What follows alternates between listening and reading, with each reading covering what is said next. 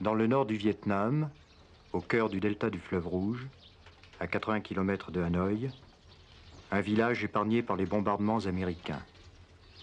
2500 habitants, 215 hectares de terre conquises sur l'eau au cours des siècles, 2 à 3 récoltes de riz par an. C'est le village de Dong Phuong.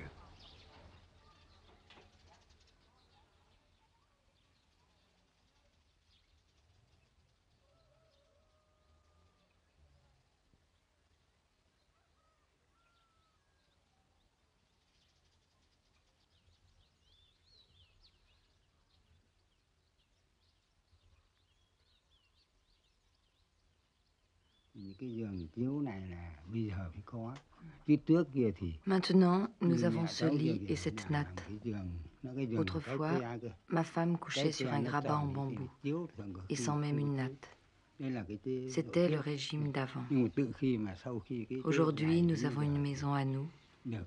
Et s'il nous manque quelque chose, nos enfants se débrouillent pour l'acheter. Quelque chose de convenable.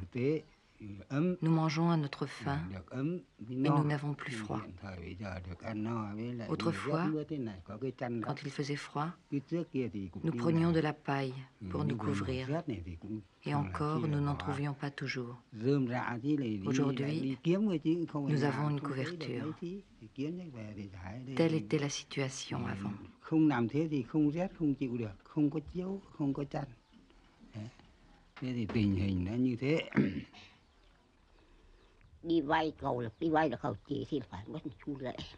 J'avais 6 enfants. Une année de famine, ils avaient faim. Et nous n'avions rien. On empruntait aux riches. Il fallait d'abord donner un pot de vin. Pour une seule piastre empruntée, il fallait payer l'intérêt chaque jour. À la fin du mois, on avait payé 20% d'intérêt et il fallait rendre la piastre. Mais où la trouver?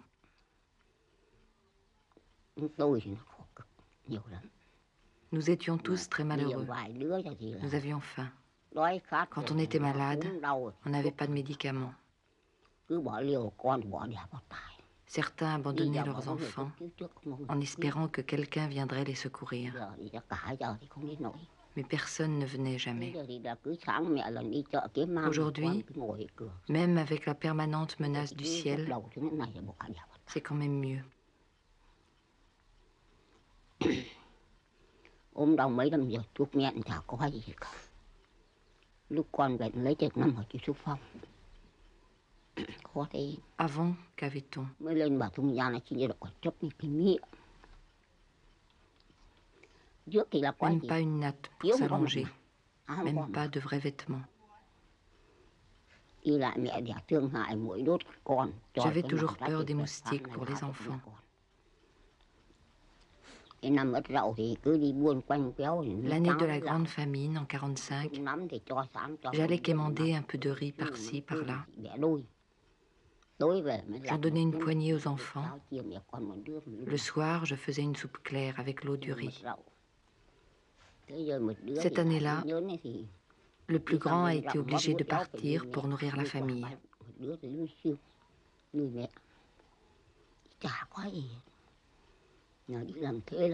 Il n'y avait plus rien à faire qu'à se mettre comme domestique.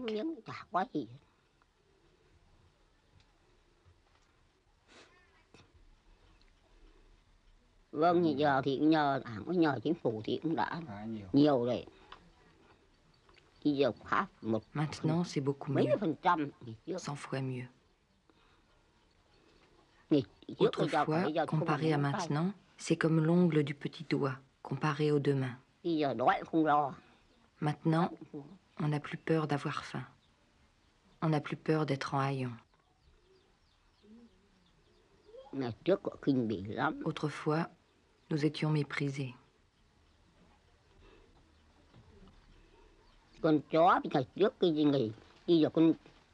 Un chien aujourd'hui, c'est plus précieux que l'homme autrefois.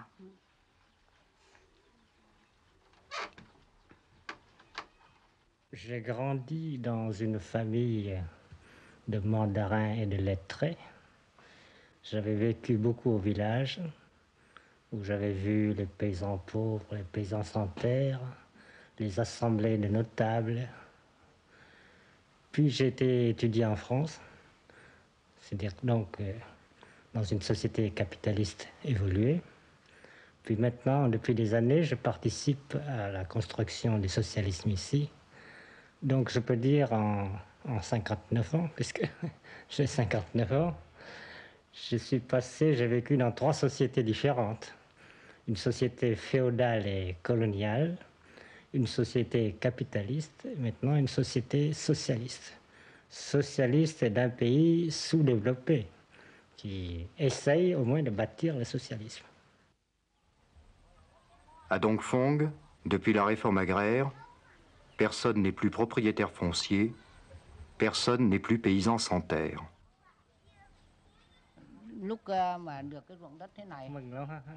Quand nous sommes devenus propriétaires de ces rizières, nous étions très contents.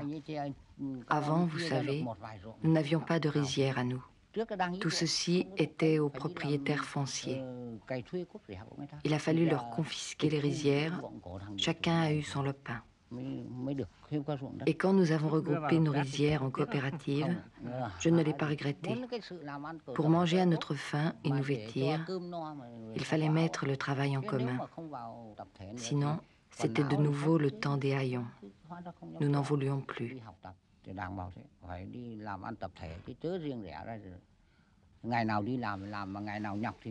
Nous, les vieux, à la coopérative, on travaille quand on est en forme. Quand on est fatigué, on arrête. Il y a les autres.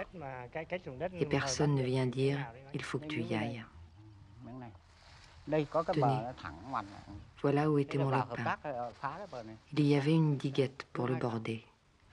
Un lopin de 800 mètres carrés. Ça faisait tout petit. Maintenant, la coopérative a rasé la diguette. Cela a agrandi le champ. C'est mieux ainsi. Ça fait une belle rizière, bien rectangulaire.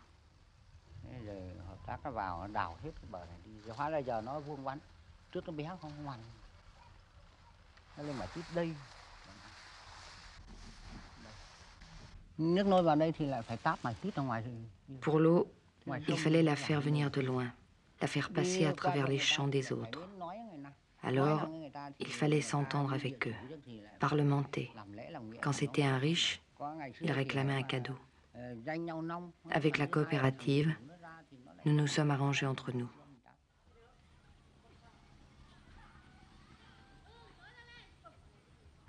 Mettre les paysans ensemble, ça n'a jamais été facile. Mais il y a des conditions objectives à ça. C'est d'abord la nécessité du réseau hydraulique. Pour creuser un canal, un paysan seul ne peut pas le faire. Pour bâtir une digue, non plus. Donc, ces travaux d'hydraulique ont obligé, il faut dire, les paysans à se mettre en collectif.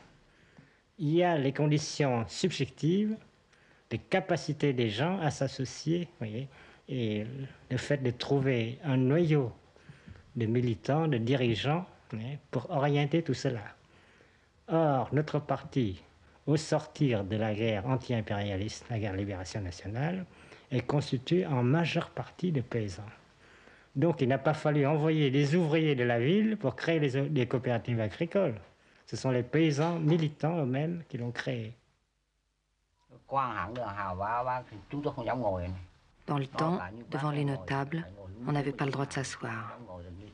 Timidement, nous nous accroupissions par terre, sur le seuil de la porte. Ils nous exploitaient, nous donnaient des coups, nous injuriaient. Quand on les rencontrait, il fallait les saluer bien bas, en joignant les deux mains.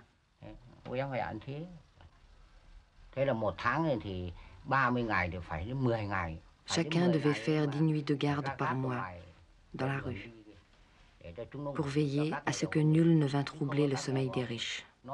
Ils avaient peur d'être volés. S'il arrivait quelque chose, c'est nous qui prenions tout. Maintenant, avec le maire ou les autres responsables du village, ce n'est plus pareil. S'ils disent des choses justes, je les approuve. Sinon, je dis que c'est pas vrai. Nous avons pour nous le droit démocratique, et ils trouvent ça normal. La réforme agraire, ce n'est pas simplement la distribution des terres, mais c'est la démolition de l'ancienne société, une démolition volontaire pour briser toutes les entraves qui liaient les paysans pauvres surtout, non seulement à la terre, mais à toutes les superstitions, à toute une mentalité qui rendait impossible tout progrès. La première moisson de l'année n'est pas encore faite, que déjà les brigades de production se réunissent pour préparer la deuxième campagne de semailles. Le travail de la coopérative est réparti entre plusieurs brigades de production. Chacune d'elles groupe 65 paysans qui élisent leurs responsables.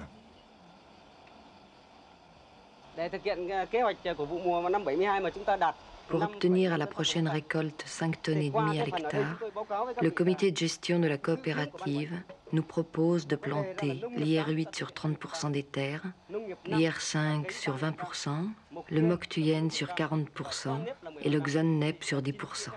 Nous devons en discuter et avoir l'avis de tous. Theo kế hoạch của ruộng đất của đội nhà đấy. Như vậy là tổng số diện tích là 32 mẫu năm sào. Voici l'avis de notre équipe. Nous avons 11 hectares avec 3 types de sols, acide, salé et neutre. Il serait préférable de mettre 30% d'IR5 et 20% d'IR8. Pour les 40% de Moktuyen et les 10% de Xonnep, nous sommes d'accord.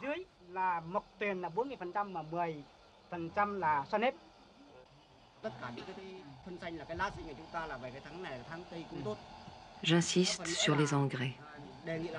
Nous devrions utiliser les engrais végétaux, car les nouvelles variétés de riz en consomment beaucoup. S'il le faut, nous proposons d'acheter aussi des engrais chimiques.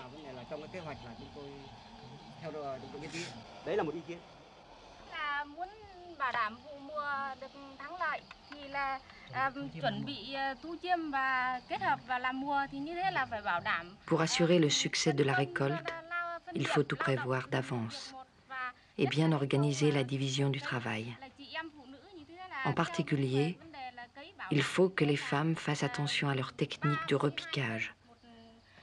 Pour repiquer 32 pieds par mètre carré, il faut prendre soin de repiquer avec la nouvelle technique, la paume de la main ouverte.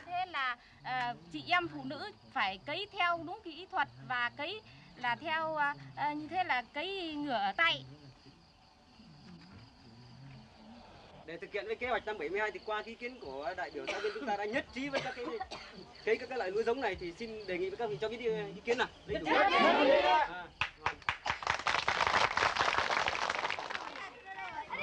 Chaque paysan fournit à la coopérative en moyenne 250 journées de travail par an. Pour chaque tâche accomplie, le coopérateur reçoit un nombre déterminé de points. À la fin de l'année, il touche sa part de la récolte en fonction du total des points qu'il a obtenus. Il possède en bien propre sa maison et son jardin.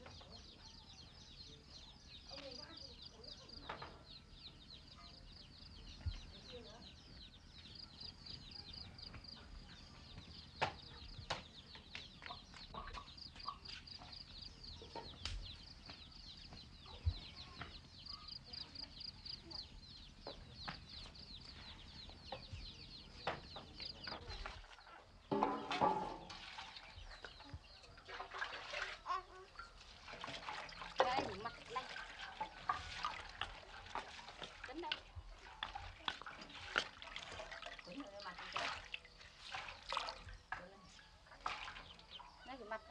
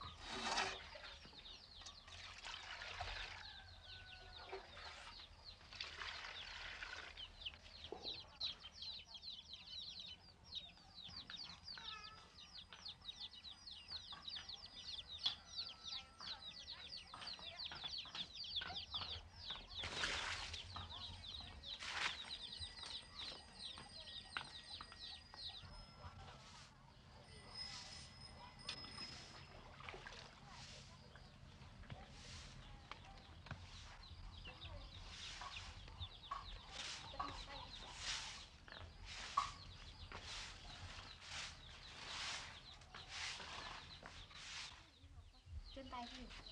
Ăn cơm.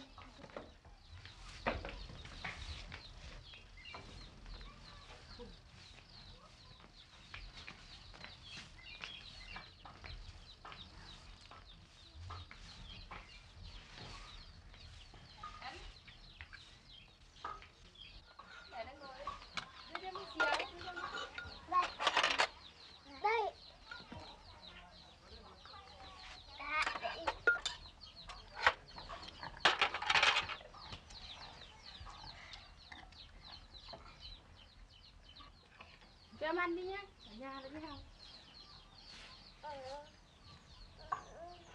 Về ăn đi chưa? Ăn cơm đi.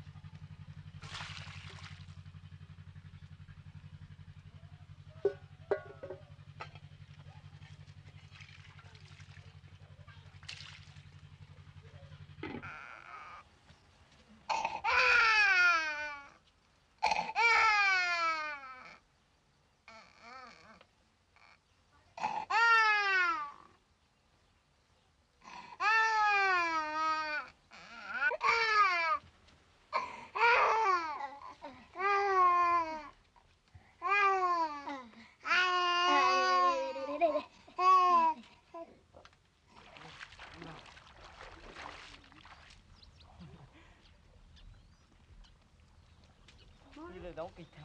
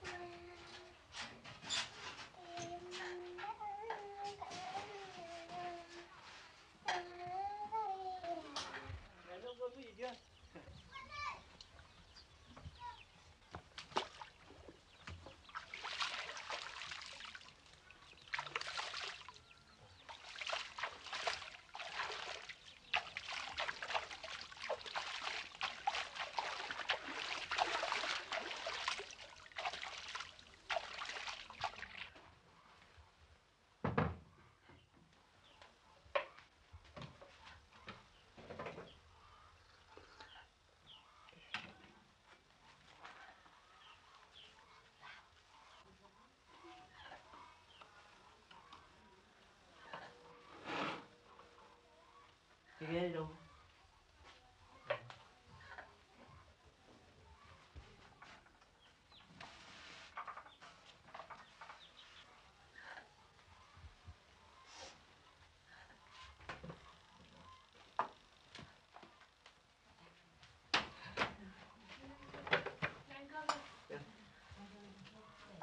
Sẽ cơm rồi. Người ta gọi ăn cơm đi. Ăn cơm không? Cái lay đâu rồi lay nhá. Nào đây anh.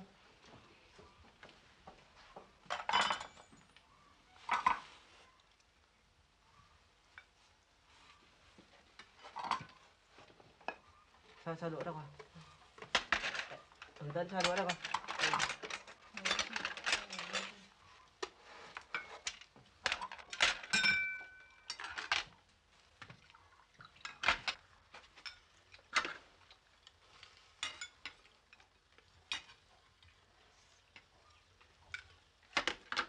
Phải ăn cơm rồi.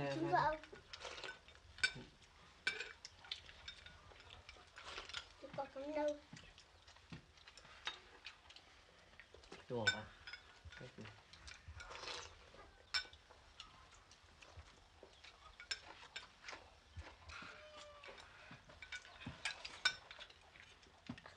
Chọn đâu mày chọn đi.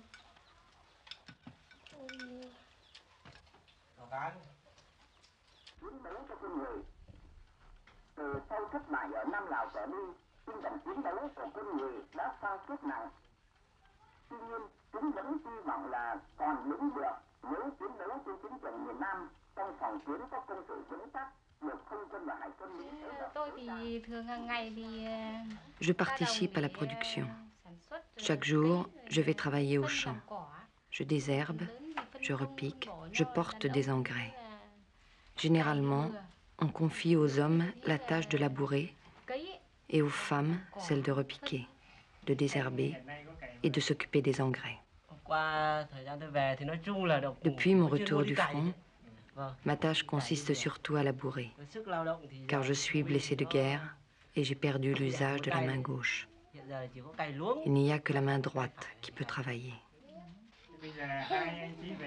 Combien produisez-vous chaque année tous les deux? Nous atteignons en tout 2370 points, l'équivalent de 237 journées de travail. Quelle part de la récolte cela vous fait-il? Ça fait 1 tonne 300. En plus de notre part sur les récoltes de la coopérative, nous avons des ressources familiales sur la vente des produits de notre jardin et de notre élevage. Pour les études des enfants, nous n'avons rien à payer.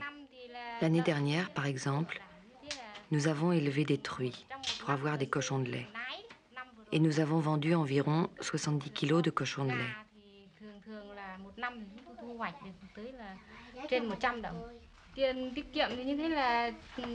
Chaque mois, nous arrivons à épargner un peu d'argent. Voyons, en 70, nous avons acheté un vélo. En 71, un lit, une table, une armoire. Comment partagez-vous votre journée entre la coopérative et l'exploitation familiale?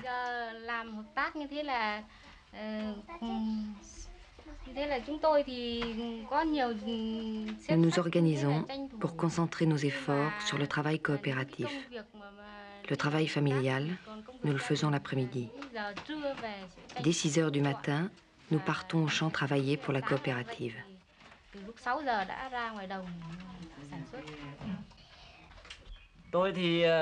En ce qui me concerne, je partage à égalité mon temps entre l'instruction de la milice et mon travail à la coopérative.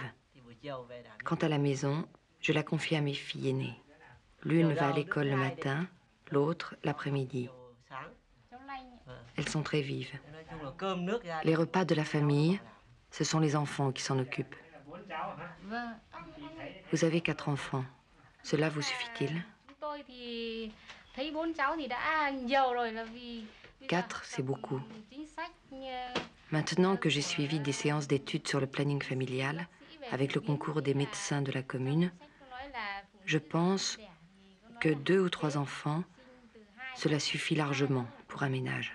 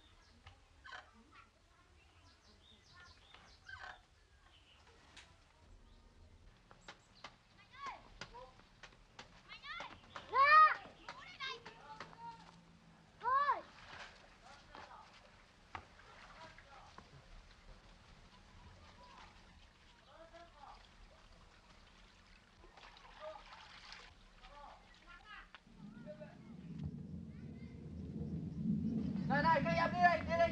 Đi đây, đi. Đi xe chạy đây, đi em đi xe chạy đây. Đi đây, máy bay. Xe lên nhà, núi nhà. Đây. Kia.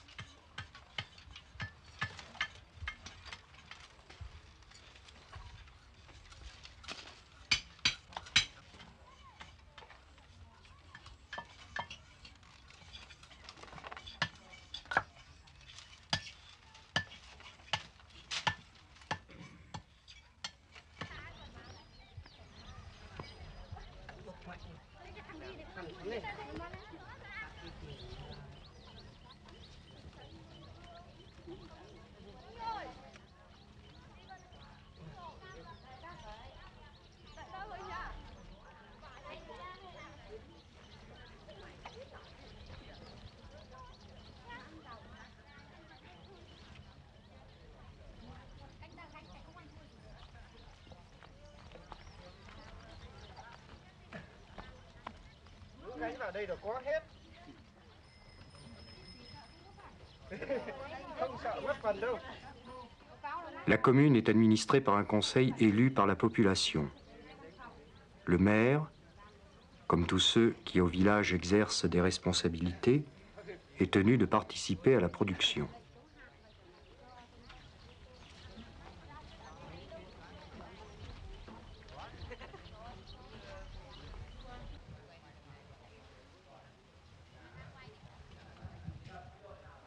Les Américains attaquent par surprise pour détruire le Nord.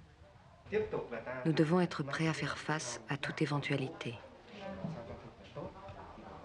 Nous devons de nouveau creuser des abris, multiplier les ouvrages de défense pour assurer la sécurité des gens et pousser l'entraînement des brigades d'autodéfense. Mais en même temps, il ne faut pas négliger le travail de production. Il faut au contraire le stimuler et surtout faire repiquer le riz à temps pour la prochaine récolte.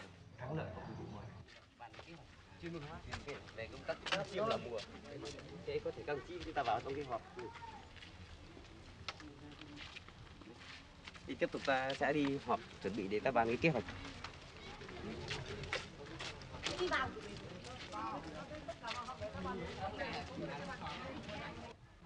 Thì trước mắt ở cái bộ phận cơ khí. Dans l'immédiat, le comité de gestion de la coopérative demande aux camarades de l'atelier mécanique de veiller au bon état des machines, du groupe électrogène, de l'égraineuse. En outre, nous devons nous procurer assez de carburant. Passons maintenant à la discussion des plans pour la préparation de la récolte du 10e mois. Dans les circonstances actuelles, nous devons développer la production vivrière à une cadence plus élevée pour assurer le ravitaillement du front et lui permettre de vaincre les agresseurs américains. Notre brigade s'est réunie hier.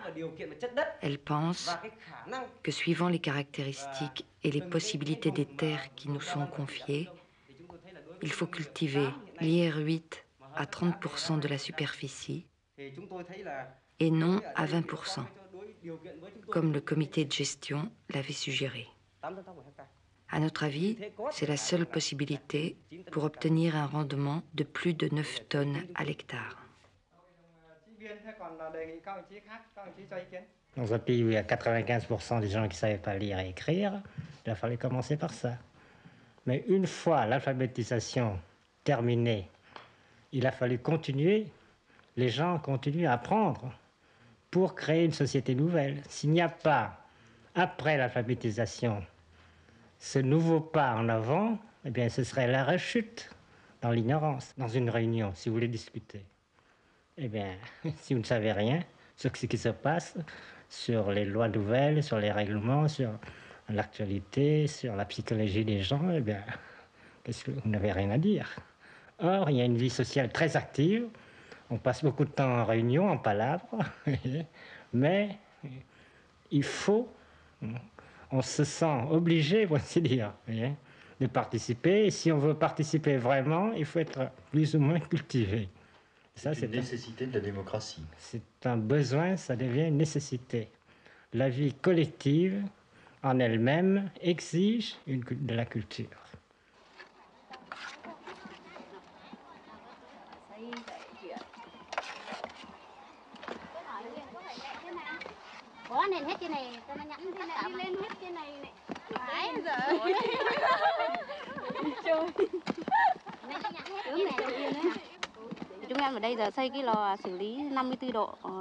Nous sommes en train de construire des bassins pour le traitement des semences. C'est une technique nouvelle, du moins pour le village. Il s'agit d'obtenir de meilleures semences en les immergeant dans de l'eau maintenue à une température constante de 54 degrés. Ce qui permet à la fois de détruire les champignons parasites et aussi d'accélérer la germination. Enfant, j'ai fait mes 7 années d'études au village. Puis j'ai travaillé 3 ans dans la coopérative qui m'a envoyé ensuite faire pendant 3 ans des études dans un institut technique. Ensuite, je suis revenue travailler ici. Avant, au village, nous ne savions rien des techniques nouvelles. Et même, nous n'en comprenions pas toujours la nécessité. Maintenant que la société progresse, nous avons compris leur utilité. Et nous continuons nos efforts pour mieux les assimiler et les appliquer. Vous avez deux conceptions possibles pour fonder un système d'enseignement. Ou bien vous partez d'une conception abstraite de l'homme. L'homme doit être ceci, cela. Donc, il faut faire les programmes comme ceci, comme cela, suivre telle ou telle méthode pédagogique. Ou partir des exigences de la société. Alors, pour nous, c'est la seconde voie qu'on a choisie. On part des exigences du mouvement révolutionnaire, des besoins de la société, à chaque étape, et souvent en prévision, on fait des plans sur l'étape à venir. Par exemple, pour les gosses de maintenant, qui vivent actuellement dans une société encore peu développée matériellement, mais qui dans 20 ans auront des machines électroniques et des machines cybernétiques à manier. Il faut penser comme ça, vous voyez, qui vivront dans une société différente. De sorte qu'il faut concilier entre les exigences présentes et les exigences à venir. Ví dụ như này, trường hợp này. Nếu như tôi có 2 tam giác vuông,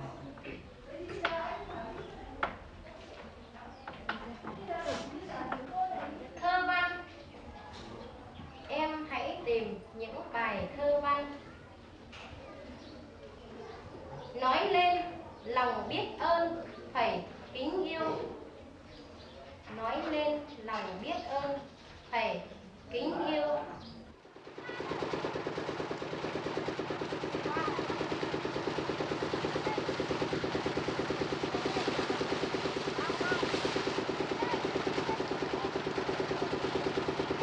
Malgré les difficultés causées par 30 ans de guerre, la mécanisation a pénétré peu à peu dans les campagnes.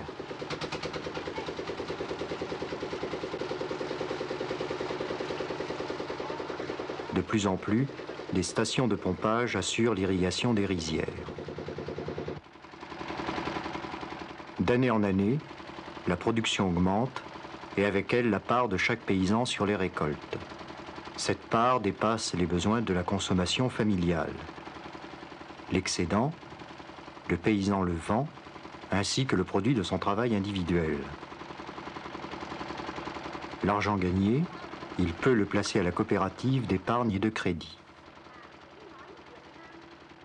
Cette coopérative est gérée par un comité élu par la population. Elle accorde des prêts à faible intérêt, aussi bien aux collectivités locales qu'aux particuliers.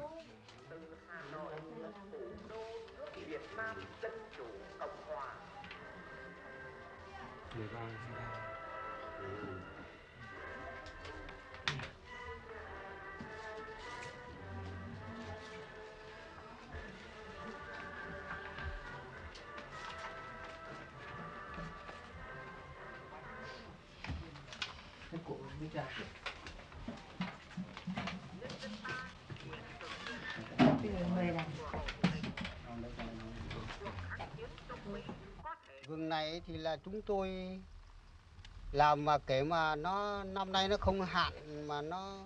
Cette année, la récolte sera bonne. Il n'a pas fait trop chaud. Voyez les citrouilles là-bas, comme elles sont bien pleines. Et là-bas, les maïs, comme ils poussent bien. Cái này năng suất lắm.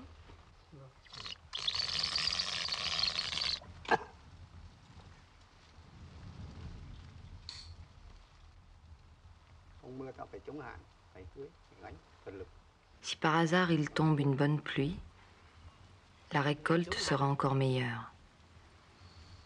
Mais si c'est la sécheresse, alors...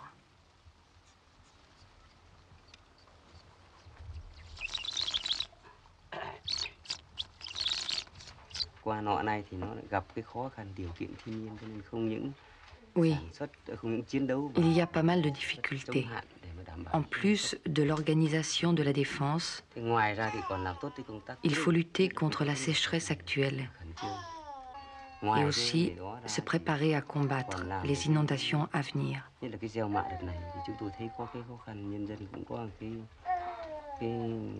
Il y a à organiser la récolte prochaine et les semailles tout de suite après.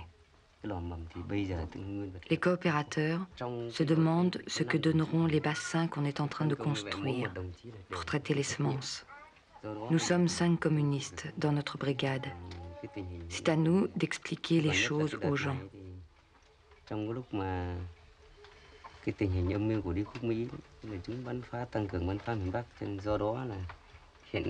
Les Américains ont repris leur agression contre le Nord. On doit accélérer la mobilisation. Les membres du parti doivent donner l'exemple. Ma famille a encouragé notre fille aînée à s'engager.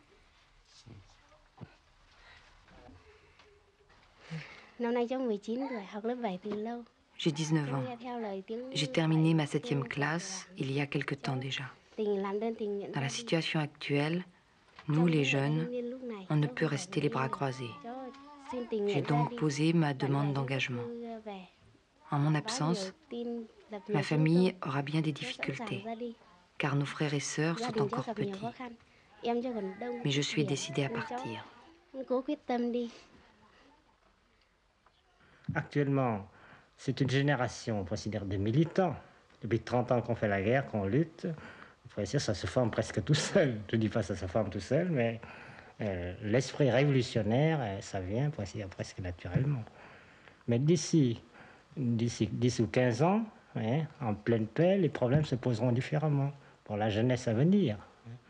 Quand on évoque le passé et qu'on le compare au présent, pour un vieux, pour quelqu'un vieux de mon âge, c'est facile à voir, mais pour un jeune de 20 ans, eh bien, la société féodale coloniale, il en a entendu parler, mais il n'en a pas souffert directement.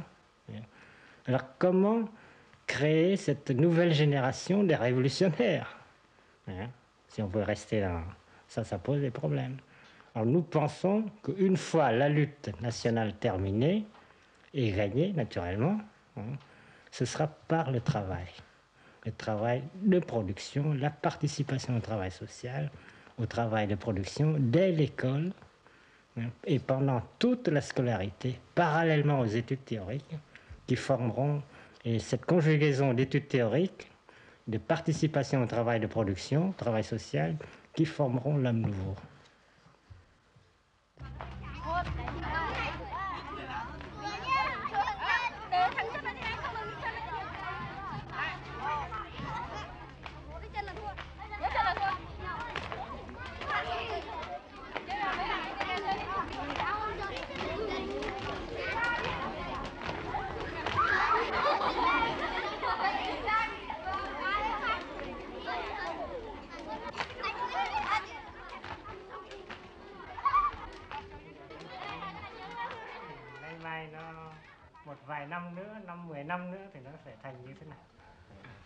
Cái hướng tương lai của xã chúng tôi thì chúng tôi sẽ phấn đấu như là trên cái bản đồ này. Regardez cette carte. Nous bâtirons un village nouveau. Pour commencer, on percera des routes transversales, longitudinales, qui seront bordées d'arbres. Le paysage sera changé. On construira ici une station de pompage qui fournira l'électricité. Dans 2 ans, l'électrification de toute la commune sera achevée.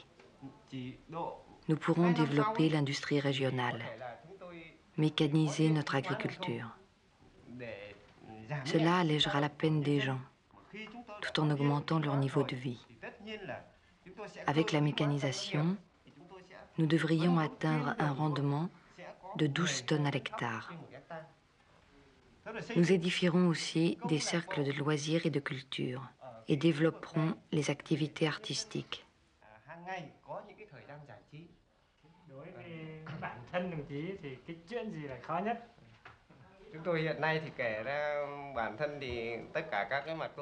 Personnellement, j'ai l'expérience pratique.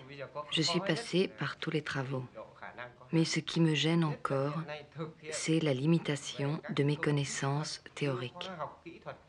En effet, nous devons maintenant appliquer des méthodes scientifiques à l'agriculture et à l'élevage.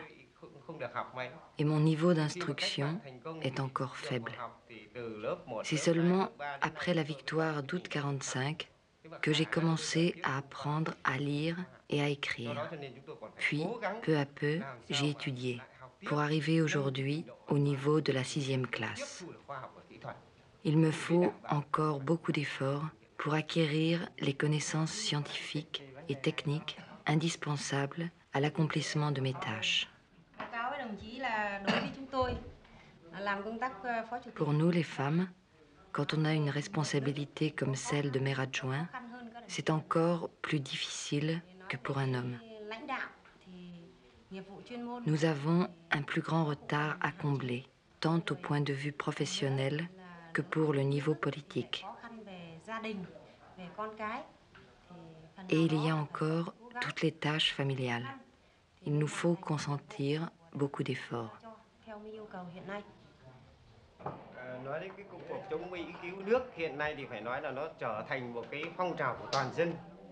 Le peuple tout entier a connu les misères de l'esclavage sous le régime féodal et colonial. Et aujourd'hui, il faut encore lutter contre l'agression américaine. C'est pourquoi, en dépit des privations les plus dures, nous mobilisons toutes nos forces, les jeunes, les femmes, tous pour le combat. Si l'ennemi s'avise de venir jusqu'ici, nous saurons défendre notre village natal, en même temps que notre patrie.